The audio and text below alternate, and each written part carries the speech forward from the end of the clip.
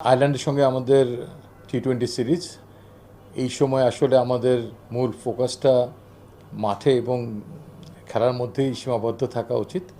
তারপরেও আমাদের দলনায়ক লিটন দাসের আজকে করা একটি প্রেস মিটের ফলশ্রুতিতেই দু একটি কথা না বললেই নয়, সেই জন্যই ছোট্ট করে আমি এটা একটু ব্যাখ্যা দেওয়ার চেষ্টা করব।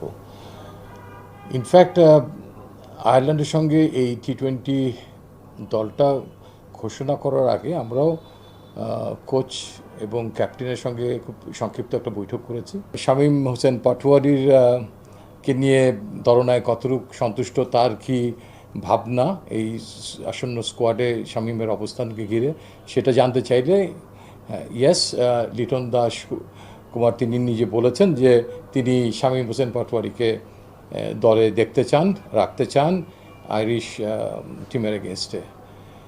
তো এক্ষেত্রে তার সুস্পষ্ট মতামত আমরা পেয়ে যাই এবং তিনি এও জানান যে এই বিষয় নিয়ে তার হেড কোচের সঙ্গে তার আলাপ হয়েছে এবং হেড কোচও চান যে সাম্প্রতিক যে সিরিজে ওয়েস্ট ইন্ডিজের সঙ্গে যে ব্যাটিং লাইন আপটা খেলেছে তাদের সবাইকে দলে দেখতে চান। আমি এবং হাসিবুল হোসেন শান্ত পরবর্তী পর্যায়ে আমাদের নিজেদের মধ্যে আলোচনা করে এই যে সিদ্ধান্ত নেই, সেই সিদ্ধান্তের আলোকে শামীম হোসেন পাটোয়ারি দলে সুযোগ পায় না এবং আমরা দুটো ম্যাচকে লক্ষ্য করে আমরা দলটা দিই। যে আমাদের একটা ইচ্ছা ছিল যে এই দুটো ম্যাচে যদি আমরা আমাদের সিরিজ জয়টা সুনিশ্চিত হয়ে যায়, তার আমাদের থার্ড ম্যাচে আমরা দলে কিছু পরিবর্তন, কিছু এক্সপেরিমেন্ট এবং যারা বাদ পড়েছে তাদের সবাইকে আবার একটা দলে প্রথম একাদশে সুযোগ দিতে পারি। আমাদের নিয়ম মোতাবেক আমাদের দলটা ক্রিকেট অপারেশনসের মাধ্যমে বোর্ডের অনুমোদন নিয়েই ঘোষিত হয়। সিলেকশন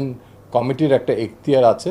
সিলেকশন কমিটি সবসময় দলনায়ক এবং কোচের সঙ্গে একই সহাবস্থানে সময় নাও থাকতে পারে কোনো খেলোয়াড়ের ব্যাপারে, এবং সেখানে কোনো অনুমতি নেওয়ারও প্রয়োজন নেই। আমরা we are accountable to the board.